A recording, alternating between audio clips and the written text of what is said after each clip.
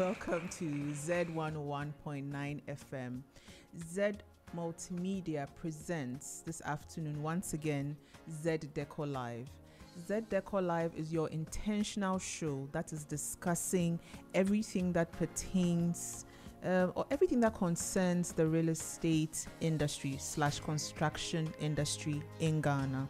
Today I have a very important topic to discuss, which is steel, and I'll introduce my guest in a bit. But what I want you to know is that most of your spaces that you're going to enjoy your Valentine's in, most of your iconic hotels of Movenpick, of Kempinski, of pubs, restaurants, the roads you drive on, the overpasses, it has a critical material in, and this company was part of that construction. So clearly you can see that we cannot discuss anything concerning construction and furnishing, that is the software of it, without applying this material in that process. So I'll give you a bit of history, and I'll stress my guest with more questions when we come, and I'll introduce him proper. But we're going to do a spot of music. I'll come back with my DIY, and then we'll start the discussion proper. Have a good, no, do I say have a good afternoon? We haven't even ended. Hey, DJ Wade. I'll see you soon. Okay. DJ Wade played one of my favorite songs. And I love the way we are going back to Tema. We are going back to all the nice songs in Tema. And I think it's not by any it's by some nice design that the company that I'm going to talk to, they are based in Tema. So the Tema boys are coming, or the Tema boys have come. We are going back to our R2Bs and our Sarkodie. But anyway, just by the way. So today, I have in studio Seti Steel. And if you're somebody who has been in the construction industry, this name has been in Ghana for the past 40 years. So it is an intentional ask for them to come so that we discuss what it is pertaining good steel, what it is that you need to know, galvanized, not galvanized, all the things, all the terms that we hear our artisans tell us. I'm going to steel, steel, aha. So now we have the people in-house. They're going to just help us dissect the questions and understand what it is we have to do. Because as I said, in 2026, we are building right. It's time we stop getting the wrong things. We stop trying to cut corners when we are building, because building or construction is a lifetime investment, unless you want to just do things anyhow and let the building fall over you. But if it's something you want to invest in, you want to lease, you want to rent, you want to own, then you have to buy the right materials from the foundation, from the construction stage, right? But before I bring the guest proper, let me do our DIY for today. Now, I mentioned Val's Day, and I know the men and some women will be frowning a bit, but please, Val's Day is coming. Val's Day is important. And one important thing of Val's Day is always having a nice, cozy setup, And if you're not going to go out, go and be in a hotel, go and be in a pub, a restaurant, do a staycation somewhere, and you want to cook dinner or have a nice candle-lit something for your partner. DIY segment is telling you today on Z101.9 FM that buy Puck Lights, Puck, Puck Lights. Most of the time when we are doing kitchen installations, these days we have LED strips as part of the lights, and this is only applicable to some of the kitchens, not all the kitchens. But if you have a nice open plan kitchen, you have a nice island, you can see that you have lights when you open the drawers, the cabinetry. Sometimes you have lights underneath or beneath the cabinets and all of that. There's something called Puck Lights. If you can't install the main LED strips, you can buy Puck Lights. Puck Lights have a bit of magnet underneath which attaches to the cabinetry, right? So you can attach it at strategic places, and it gives you about 3 light functions of the warm, the white, and just the a mixture of warm. It gives you 2 warm lights and 1 white light, but it's just perfect for a cozy setup or a cozy setting in your kitchen. So you can go under your island or under the main U or main L and just have a nice way having your candlelit dinner. And they mostly come with batteries, and also it comes with remote controls. Some of them even have smart tech where you can actually install the app to your phone. So you can put it on, put it off, whatever. But whatever it is, have a nice, cozy setting if you're cooking for your partner for Val's Day 2026. We are doing nice things. We're not doing boring things. Okay, so this is your DIY, buy pack lights. Okay, now let's talk about serious things. As I said, in studio today, I have somebody I harassed to come. I know. I harassed him. I'm sure one of these days he'll write a book and say, Nabia harassed me, but it's fine. It's good harassment. Good afternoon, Mr. Mono. Good afternoon. Good afternoon. How are you? I'm fine, thank you. Have you heard the voice? The voice shows you that the construction is inside. Mr. Mono, I want to say thank you for coming today. And it's important that people understand. People know, but people need to understand also that there's a difference with buying cheap and buying proper, and it affects the way we put our buildings up or put up our roads and all of that. So just a big thank you for coming. Thank you for having me. Thank you very much. And enduring all my harassment. So Mr. Mono is with SETI Steel, but I want to make him relax. So we'll start like this. Your day, how does it start? How does it end? What time do you wake up? What time does it end? I know it's an intentional question. I'm up by 4. Okay. And my day ends by 9, 10 at night. I mean, obviously I have to get my daughter up, ready, drop her to school. Mm-hmm. And then, 3:30, I also have to go and pick her up. Okay. And then I have to take her home, and then from then I do my home chores with her. And then okay. And then we call it a day by 9, bedtime. She goes to bed, and I have a little bit 1 hour to do hair work, and then I'm done by 10 o'clock. I'm done. Yeah. So starts at 4 in the morning, and then by 9:10, done. Okay. She's in bed, and then I have last hour to just touch up on some work and then go to bed. Okay. So essentially what it means is that if anybody wants to find your heart, we have to find your daughter. Correct. Men and daughters, I know. Yeah, that's true. Anyway, Mr. Mono. Yes. So SETI Steel, how long have you been in Ghana? We started in 1992.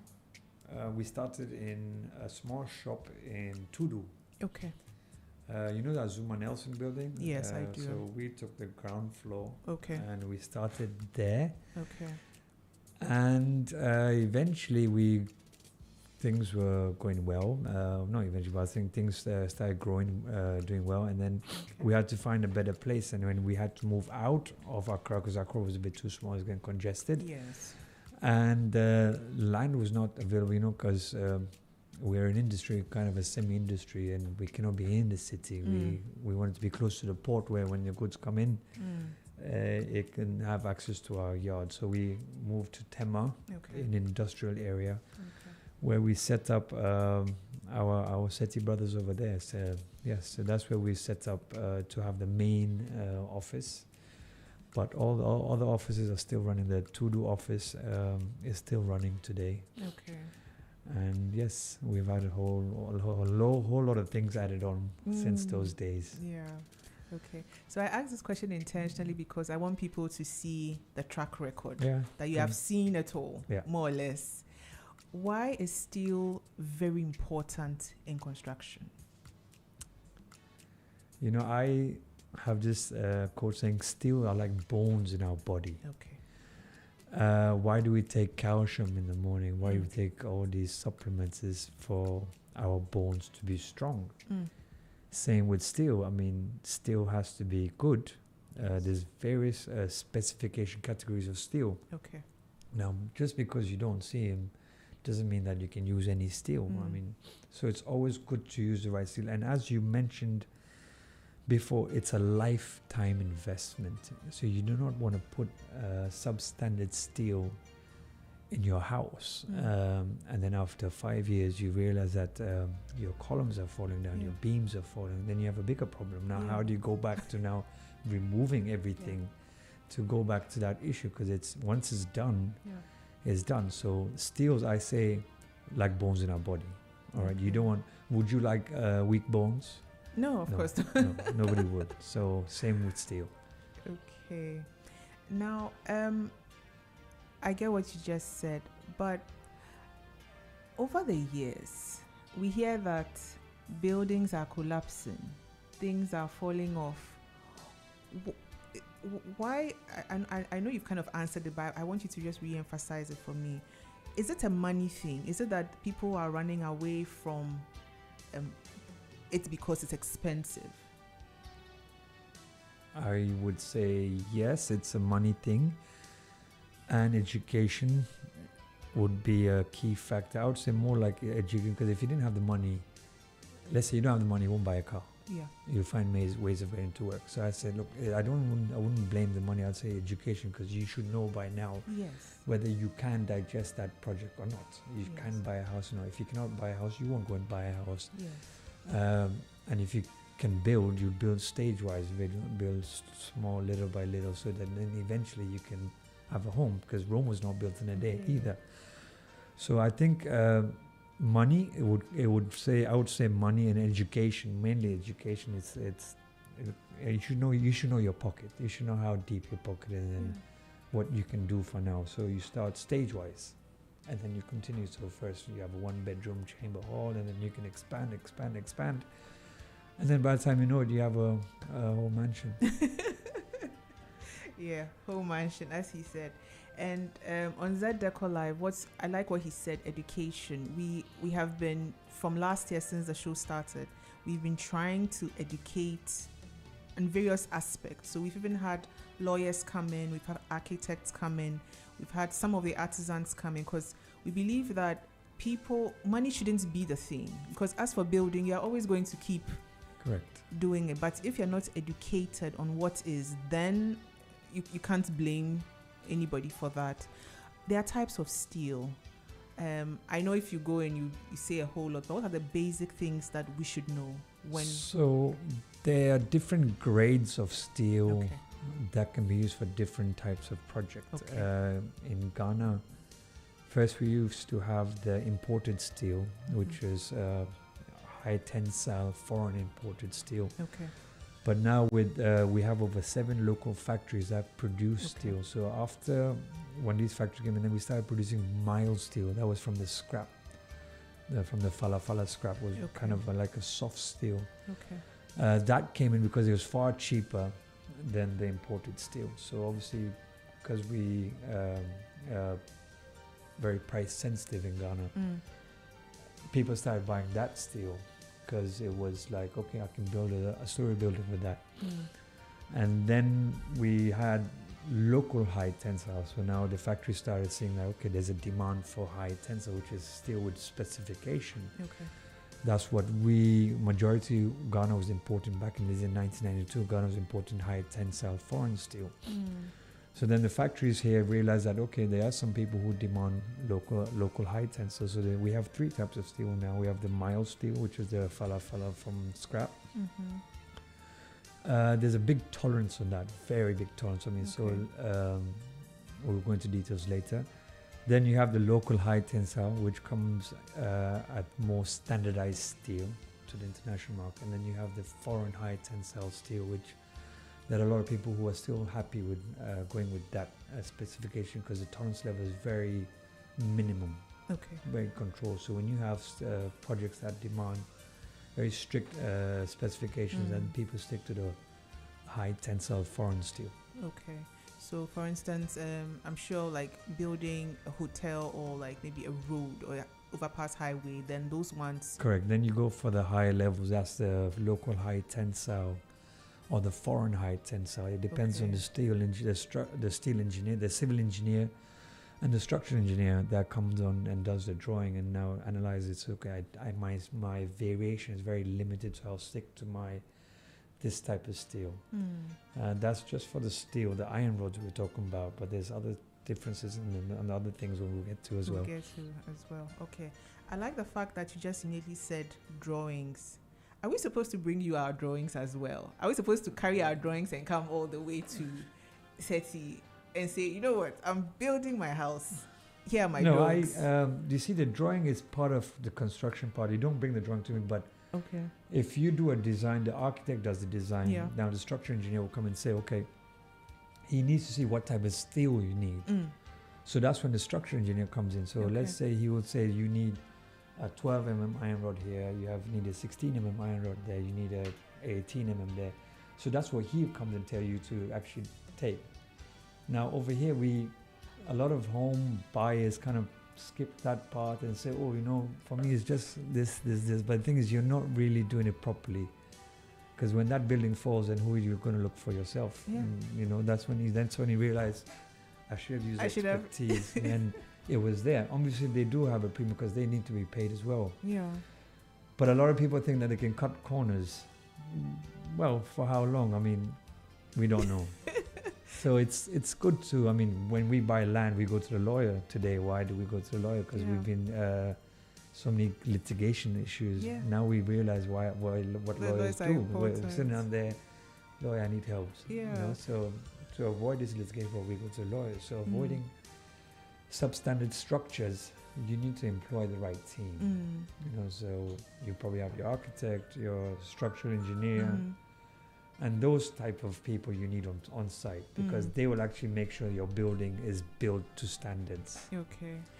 And I'm so happy you said that, because as the lawyers who came here, they said we kind of think they are not important, but when you need when something happens and somebody enters your land, then you realize that at 3 a.m. they have to wake up and try to imagine how to convince the judge. So if you don't do it right and you come back to them, they will charge you ×2 for all of that. Yeah. And even the architect who came here said most people don't like to come to them like after they have given them the drawings, because they have to be part of the process. Exactly. But they give them the drawings and like, okay, then they go and look for a mason. A mason. Exactly. that's what a lot of people do. They go look for masons. Yeah. Plumber, you come.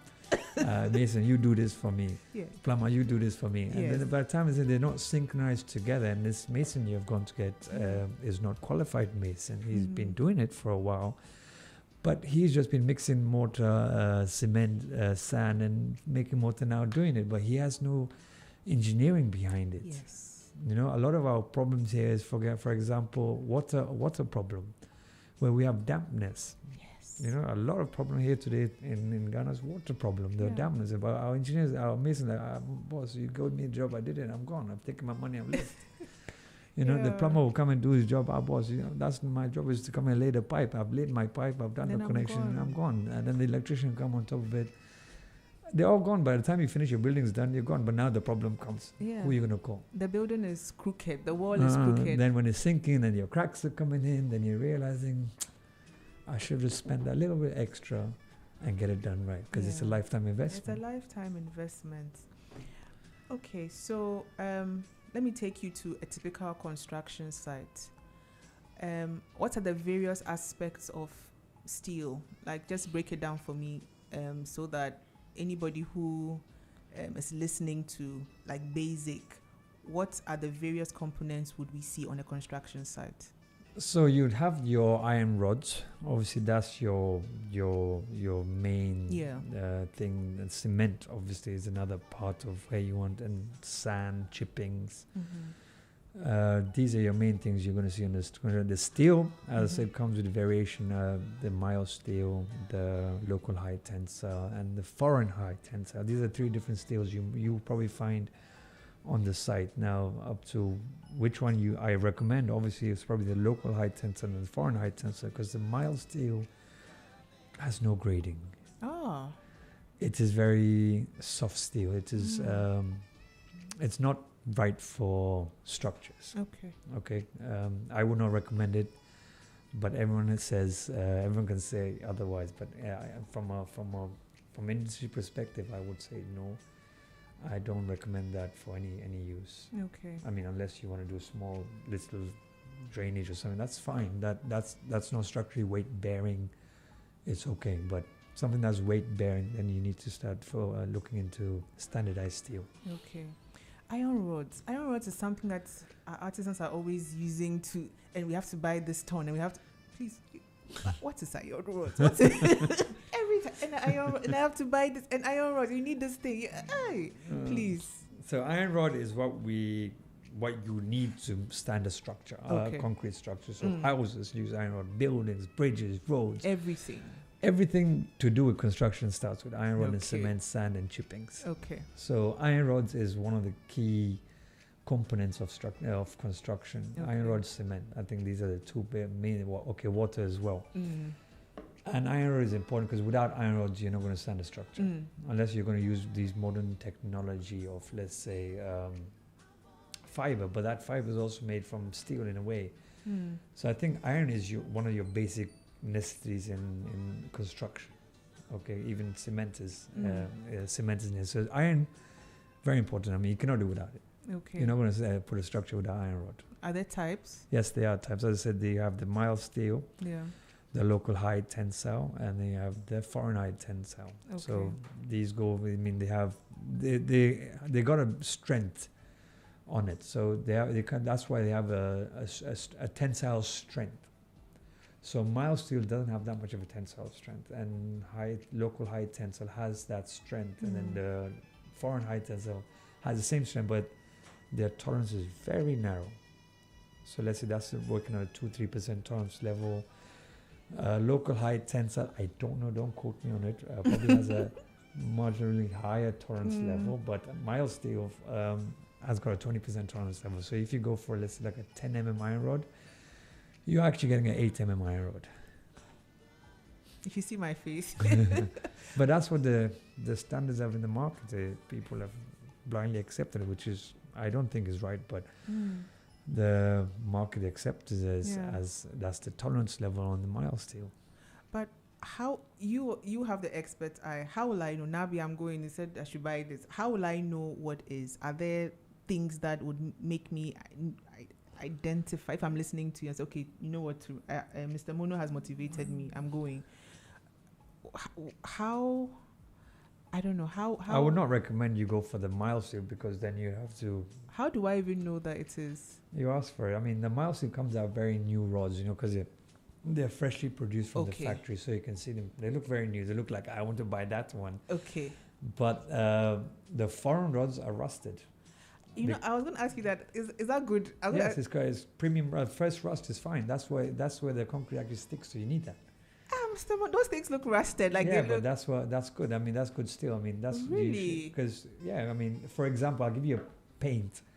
When you paint on a very smooth surface, the paint doesn't hold. Paints need to be roughed up a little bit. Exactly. Same with concrete, So you want to have a little bit of, call it the first rust. It's not deeply pitted into the steel. It's just basic on the cover, on the surface. Very light rust, which is fine. It's not a problem. That is where you can tell this is imported steel and that's locally manufactured steel. Because locally manufactured steel looks brand new. Like you're telling me I would have gone to buy.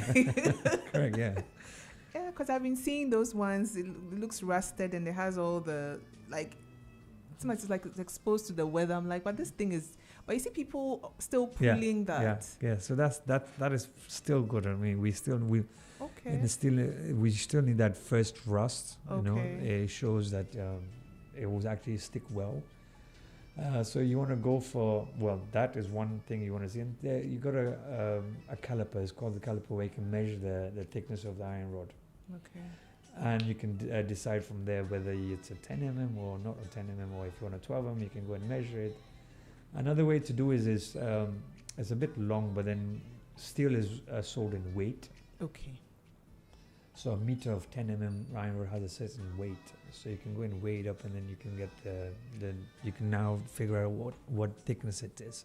But that's long. But I mean, just get a caliper. It gives you an idea of what you're buying. So those are the things if you really want. I mean, but then you just tell the seller, listen, you want the actual size, and then they'll tell you, okay, then you got to buy this one, and not the mild steel. Or if you want to buy the mild steel still, then they'll explain to buy a size higher to get the exact thickness you want. So you have to explain to the seller, I want this exact size, so tell me what I need to buy. Okay. Speaking of rust, speaking of dampness, as you earlier on mentioned, that dampness is something that is prevalent now, and I, in the interior design space, I see it a lot. You're going to work on a kitchen, you're going to work a space, wardrobes, and you're like, you can't put these boards up because the wall is just damp. And it will just totally ruin these boards.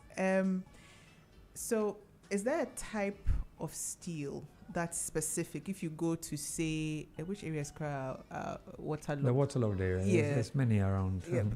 Even right now, even in Accra, you get them.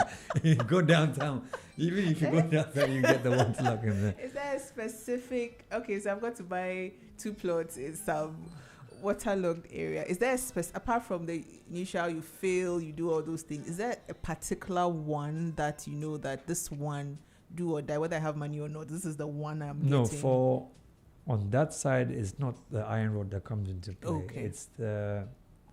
There's something called admixtures you actually put into the cement. Okay. That actually bonds, makes the cement waterproof. Okay. So those admixtures, we also have those admixtures called construction chemicals. So we represent companies like BASF, PPG, Asian Paints, Sika, and Dr. Fixit from India. Okay. These are the brands we represent for this type of issue, because there's a lot of issues like this all over West Africa where we have water rising from underneath. But guess what? This is because we cut corners and now we got someone, because you and me, lame, we're just normal. So we're doing office work. We don't know what's happening on the site. Exactly. I bought a land. The land was cheap. I bought it. Okay, now you call the mason, do it. Mason doesn't know how to now test whether the water is coming from the ground or not. Obviously, we're cutting corners. So when we employ an architect, a civil engineer, a structural engineer, then they can now tell you, okay, they've done a ground test. They can see that the water is a waterlogged area. So they know what they have to do now to make sure that your cement's waterproofed, so that the water doesn't rise. Because that water rising just collapses the whole thing. It just spoils the whole building. The paint coming off, the concrete falling down, and the smell and this and that. Oh, and Mr. Mono, the smell. yes, the smell is just and then the mold that grows on top of it afterwards, that mold which is actually dangerous for health. So there are products we can use in the construction phase, but if you haven't done it, if it's an old building, there are other construction chemicals you can use. If it's an old building as well, we have both the products. Okay, so if you just tuned in, you are listening to Z101.9 FM. In studio, I have Mr. Mono Sethi here. He is giving us a whole lot of information as regards to just doing the right thing. You see, he's taking his time, and he'll talk hard, then he goes back to that point. Don't cut corners. He keeps saying this, and this is what every lawyer, artisan, realtor, everybody who has come to sit in the exact chair he's sitting in says the same thing. We like to cut corners. It's not about money. It's about information. It's about education. It's about understanding your investments. Once you cut the corners, the building, the property, everything becomes funny. And you see, he even said smell. I've entered homes and offices, and there's always this smell of mold. Dampness, It's awful. It is. It's just like you go like. It can make a beautiful house look bad. You can look $1 million house look like wow. And if you want to resell the property, then it goes down the price. The price takes a cut. Yes, because you think you've built 1 million, then the person says, no, I'll give you 200. Because people buy by looking. Yeah. You know, when I go to a property, I don't know what steel they've used or what. That doesn't concern the buyer, because the buyer doesn't care. But the thing is, I do care. I say it's a lifetime investment, you know, and these little things like the dampness drops the value of your property. You know, we go into a nice, beautiful house, and then all you see is those wet watermarks on the side and the paint's peeling off, and they're like, wow, you know, I just. This show will be repeated on Sunday, this particular Sunday at 5 p.m. And you need to listen to the full thing if you haven't. It's also being streamed live on Facebook. So the Facebook channel of Z101.9 FM, you find us on there as well. Now, there has been an influx of, I don't want to mention specific country, but there has been an influx of all sorts of steel products from all over. And people claim, because Ghana is part of a free trade, now we are bringing all sorts, and this is cheaper, this is good, this is not good. You have been in the industry for a while. What are your thoughts on that? Yes, we have to expand the market, but people say that, this one is too expensive, this one is too good. But I just want your a minute thought on that. The industry is so competitive today. I think we get very good prices of steel in Ghana as it is. Okay. Other countries, China dominates the market today. As long as you buy with your certification that this steel adheres to this specification, you're fine, because those are ISIO certifications that is just not given freely, just like that. You have a lot of criteria to go through before you get those certificates. So buying steel, I think if you buy with the right specification, if you emphasize on that, you get the right steel. In Ghana, as it is, the local high tensile is produced to specification. So that is standardized steel. So if you ask for a 10 mm, you will get a 10 mm. Okay. And you get all the steel in Ghana. Okay. Imported steel, locally manufactured steel, both of them are available. Regarding the free movement, Ghana exports a lot of steel as well to neighboring countries. We have Togo, we have Ivory Coast, we have Burkina. So if you're, I'm cutting you, but if you are in those countries and looking for SETI steel, please, you find them. Yes. Please continue. Yeah, so Ghana is exports of steel, huge quantities of steel to neighboring countries. Actually, Ghana does. I don't think they export here, but actually we export out to those countries. So Ghana is very strong on the steel side. Very. 7 factories that produce steel here. Imagine how tough it is out here. That's why I asked you before the show started, do you sleep at all? Corrosion protection. You mentioned that the rusted one looks okay, but corrosion protection, is this also an issue when it comes to steel? Well, if it's too rusted, yes. Okay. But what increases corrosion is oxidization. So once your cement is waterproof, there's nothing going, so it's sealed. Okay. But when your cement mixture is not right, the waterproofing is not right, then obviously the corrosion increases over time. So there is a method where you can actually, some people on the coastal areas have primed the iron rods with anti-rust before they actually build along the coast. Okay. But I think a structural engineer will tell you more, or civil engineer. But once you have done your cement mixture correct with the right additives, you wouldn't have a problem, because you've actually sealed the iron rod inside. There's no oxidation happening. It's sealed. Okay. So regarding the corrosion, it's if you don't do it right, when there's water going into the cement, then obviously the water will get to the iron rods and still keep rusting it. Okay. We've seen a lot of houses being built.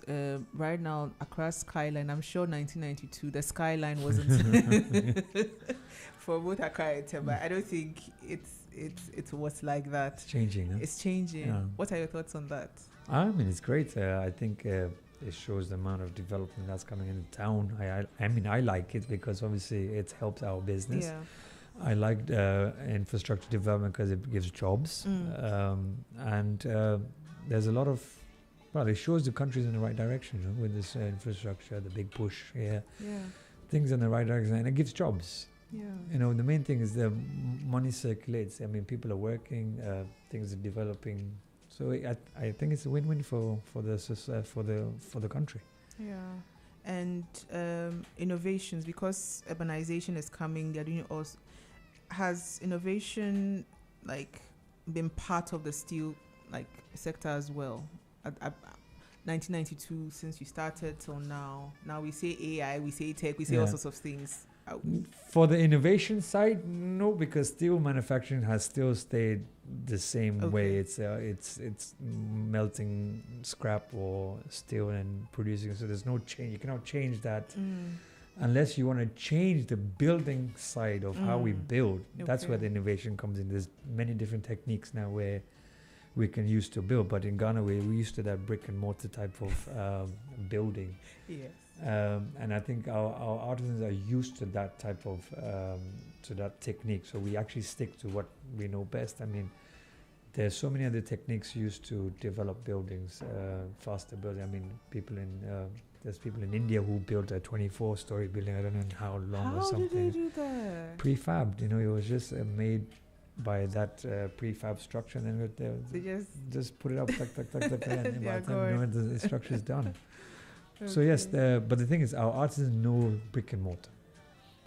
They know that inside out. So why don't I just use that field? And our buyers also like brick and mortar. So when we go to a house and we feel oh, Want this to feel that, is strong. But yeah. if you go to the US, Yeah. they don't build with brick and mortar. They build with gypsum board, plaster boards, Yes, woodwork, and frame, and then they're done. And then they also their houses don't take long either. It's true. 1-2 months, their houses are done. But then when the tornado comes, those Or go even the away. fires. Yes. I saw the California and all those houses were it was just Yeah. no matter of But I think minutes. over here we don't have that problem of No. tornadoes or fires, so we need to start bringing in innovation on the building side. I think the government should come in and then promote this because it's more greener, and it's greener. Carbon footprint's better, and well, we can teach more people. More people get jobs because they want to learn. Because now we have workforce that want to learn this new way of construction. Okay. So let me let you brag a bit through this question. So Kempinski, so Movenpick, and let me use these two hotels. What was the process like when they came and they said, you know what, we want your steel? How was it like? So let me be specific. So I don't want to be too specific, Yeah. but I'm saying, okay, so they came and said, okay, of all the steel we have seen in Accra, Ghana, we want yours. So there's one thing my dad taught us, we won't budge on our quality. Okay. That's why we maintained a good stronghold in the Ghana market, even though we are now not the biggest like the others are. But we still have that niche that says, go to SETI because you get what you've asked for. And we've believed in that all along. So we've actually maintained a good niche in the market. And till today, people recognize us for our quality. People can say, go there and you'll get the right quality you want. I mean, unlike, we're not fighting the 90% of the market where that's the inferior market. That's a very big market. I mean, we don't want to be in that market because there's a big muscle already in that market. So it's just going to make 7 elephants fight against each other. I mean, so let's just focus on our quality, on our service, and maintain. And we're happy where we are right now. We actually have good clientele, very dedicated clients who just call and say, we want steel, and then buy it. So because they know that whatever they get is what we said we would deliver. Even from Tamale, people come from Tamale just to buy that specific steel. So yes, it's hard because obviously you don't grow as much, but you have a very strong hold of where you are, which is great, which is what has maintained us till today. Even if you go to Togo, people know that for quality steel, go to SETI. Liberia, same way. So I think the name still carries a goodwill and still strong.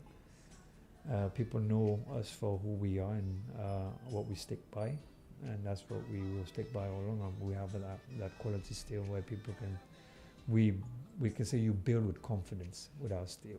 So when you come to us, we know why you've come to us, because you know that you're getting the right steel. Yeah, and that's how I wanted you to answer the question. That you see, when you are it's not really about doing everything at the same time, because sometimes when you're putting up buildings, people go for trends. Hey, I saw this online, I read about this, but you see, when you stick to something and you do it well, the trends will come and go. Yeah. But You still survive. Yeah, still stand strong. yeah, that's why I like wood. Wood is one of those things that when you use for your building, 100 years, wood will not disappoint you. Yes, so I like that. I like that question. I like the way you answered that question. You are in the Togolese market, you are in the Liberian market. What's the difference per se in what they order and how we order ours here? Okay, Togo has different sizes compared to Ghana. Ghana comes, let's say for the example, the iron rods, Ghana like 12 meters, Togo like 6 meters. Their steel plates are smaller, our steel plates are bigger. Okay. So I guess the power of purchase over there is quite not as considerable as Ghana is. So obviously they go for smaller steel, and then Ghana has a bigger purchasing power, and Ghana goes for bigger steel. Like our steel plate here, we have 4 feet by 8 feet, and over there it is 3 by 7, which is smaller. The iron rod is sold in 6 meters, unlike over here, which is 9 and 12 meters. So there's different things over there and here. I mean, there's French market and English driven market, and Liberia is also different, and that's American standards over there. So they have a different standard there as well. That's true. Okay. You know, I totally forgot that Liberia is like totally American. Yeah, Americanized. Oh wow, West Africa. Yeah, we have everything. Yeah. West Africa. I have this question here. I know you have already answered it, but let me just try and make it specific for you. So, does the dollar euro also affect your prices? Yes. How bad? Well, if the dollar changes, we have to, because we're mainly an importer of steel. Okay. So obviously we have to pay our bills back in dollars. So obviously when there's a change in the exchange rate, then obviously we also have to change our prices. So you had it. I mean, it's likewise with the steel manufacturers, because they import some of the raw material. Like there's some additives they actually put into the steel. That's also imported, so it has an effect on the whole. I mean, on the whole, Ghana's predominantly 80% import dominated. So if the dollar changes, everything actually changes. Even the petrol will change. So it's we cannot do without it. I mean, it's something that's very sensitive to the market. Wow. Okay. Let me take you back to Coastal. You said something about like they building differently with their how do you call it, because they are by the sea and there's rust and all of that. Okay, so the question here is I think you've already answered that, but let me ask it in a different way. So when people are building coastal areas, so maybe Ada compared to maybe here Adenta, do they come and tell you that this is where I'm sending the steel to? Or is it important that they tell you? Because I realize that Ghanaians, we don't like to give information. Yeah, that's true. We don't. Very true. We don't like to say things. You ask me, it's none of your business. It's true. But if you don't give me the information, how am I going to deliver? Well, I mean, that's just education plays a big part here. So if you know you're building on a coast, so there's sea. Yeah. And that sea has a lot of salt. Yes. And then if you're digging, that's going to be salty as well. Even there's dew, in that dew there's salt. So you have to be very careful along the coast how you build, and you should know by then.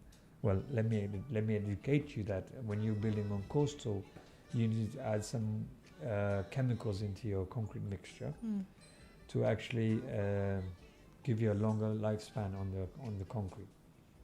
So when you build, you won't have that dampness, the iron rod rusting inside, etc. So you can paint and it'll be fine. I mean, but if you cut corners on that side, then yes, it will cost you double. Okay. Then before you run away and leave us, road construction, bridges, steel plays an important role. kindly run us through in like 2 minutes what the thought processes are when, let's say, Highways comes and says, okay, we come to order steel from SETI. This is what we need. What do they need? So they mainly come in with the strength Okay. of the steel. So we call it, well, our steel is British Standard BS 4449. Okay. It's got a 500 grading strength. Okay. So that's the minimum strength they should have. So now someone who is building would say, I want 500 strength. Then you have the C classification, which is earthquake resistant iron rods, which is prone to earthquake as well. We have supplied a project that has, Ghana is an earthquake prone zone. I mean, it is. so there are some sites actually say we want a C classification. It's called a BS 4449 500C, which the C stands for the earthquake resistant iron rods, and then the standard normal is BS 4449 500B. Which is what these high rises, these bridges, they use on the roads as well. They go for these standards. We have that in stock, and obviously it's the client who tells us what they want, and we deliver. And those roads actually go for those standards because they have to stick to some norms, some international standards to make sure that the road stays for a long duration. Okay. So when we say, I'm asking this because we're always complaining, I'm not saying about you, but the road is not good, the tar is, the coal tar is, it has nothing to do with the steel. Yeah, it has nothing to do with steel, yeah. Hey. But it's to do with the overloading. Explain and that's that. where the government is now saying that they're going to start putting penalties because the overloading kills the road. So if you build a road for, let's say, 20 tons, and you're loading 40 tons in a truck, that's a lot. You're just going to damage the road. That's a lot. Right? Trucks take sometimes 100 tons, but then the road is built for, let's say, so a standard 3 axle truck would take 40 tons, 43 tons. You're loading 80 tons on a truck, obviously you're going to damage the road. That's why you have all those, when you come to the red lights and there's the heat, because the heat kind of melts everything, and that weight's still down. So I think we are moving forward where they say that they're going to increase the penalty from 5,000 to 50,000 cedis. Yes, I read that somewhere. But yeah, it's the trucks. When you overload the trucks, it goes onto the road. And then guess what? The road spoils. And that's why now they want to make sure that they put way bridges out in places so that people don't overload. Because this is what's killing our roads, is overloading. Then we need the trains too. Then SETI will provide the... Yes, we're always happy to provide. And another thing is drains are very important where we need the water to kind of move out. But when we keep throwing our rubbish and we're driving and someone throw pure water on the road and you ask yourself, what? But why? But why? Mr. SETI, but why? And then it goes into the gutter and blocks it. Yes. And then water. And then you have this flooding problem. And then you ask yourself, but we are the ones who created this problem. It's like when and we're looking at the government to clean up. I said, but we are the ones who created this problem of throwing things on the road. Yeah. But when we go somewhere else to another country, we don't do that. We dare not. We don't. We dare not. Try that in Singapore and see what happens. Cut off your head. So we need to all gear up ourselves and make sure that, well, things are done the right way. I mean, I've been on the throw pure water. But why? I mean, you ask yourself, where is it going to go? I mean, throw it in the car so that when the car parks, someone will clean it in the morning. Exactly. But here he is throwing it outside, and then when the flooding comes, then we start looking at the government. Anyway, as you rightly heard, do things right. So 2026, everything is connected. If you don't do things right, it's like a loop. You're throwing rubbish, it ends up, the drainage is choked, the roads flooding, you're overloading your trucks. You see, it's a loop. And we are in it, and we are still in it. We need to do things right. Yep. Mr. Mono, the show has ended. I'm now having fun, and the show is ending. I'll be back. No, I'm bringing you back. As for that one, I'm bringing you back. Once you have come and you've seen our energy, you know they are coming back. Your final words before you run away. I said, do things right. I mean, it's not a race in life. You know, everything needs to be done right. In the right time, everything will be right. But we need to cut short because it's better to spend that 1-2% higher right now so that you can sleep better when you're done. Like a house, what I'm saying. you don't want to cut corners because, look, the mason will finish, the plumber will finish, the electrician will finish. You move into the house, oh, it's fine, but after 2 years, things fall apart. Who are you going to hold responsible? Yeah. That's your lifetime investment there, and then you start thinking, shit, I should have done the right thing. So it might cost more, a bit more, marginally more, but in the end, long run, you know you have something for life where your kids can take over, right? So do it right. Take your time. There's no rush in life. There's no race. You just want something that you can say you can call home. You can call an investment for lifetime. So that's my 2 pence I can share and give to the people. Okay. Thank you very much, Mr. Mono. Mr. Mono is from SETI Steel, and they've been in Ghana for the past 42 years and counting, and 30. Hey, I've been corrected, 34. I'm adding my age. And counting. And he's going to be back, but he has given us the most important thing, which is don't cut corners when it comes to a critical material for construction like steel. This program's Z Decor Live will be repeated on Sunday, this particular Sunday at 5 p.m. And there are so many shows after this, so many shows till I see you next Friday. And most importantly, he's going to come back. Once he's coming, he's seen the energy, he's going to come back. And just keep tuning in to Z 101.9 FM. Have a good weekend. Stay out of trouble. Do the right finishing things. Ask the right questions. Don't cut corners. We are repeating on Z 101.9 FM / Z Decor Live. Don't cut corners. I'll see you next Friday. Bye. You're tuned in to Z 101.9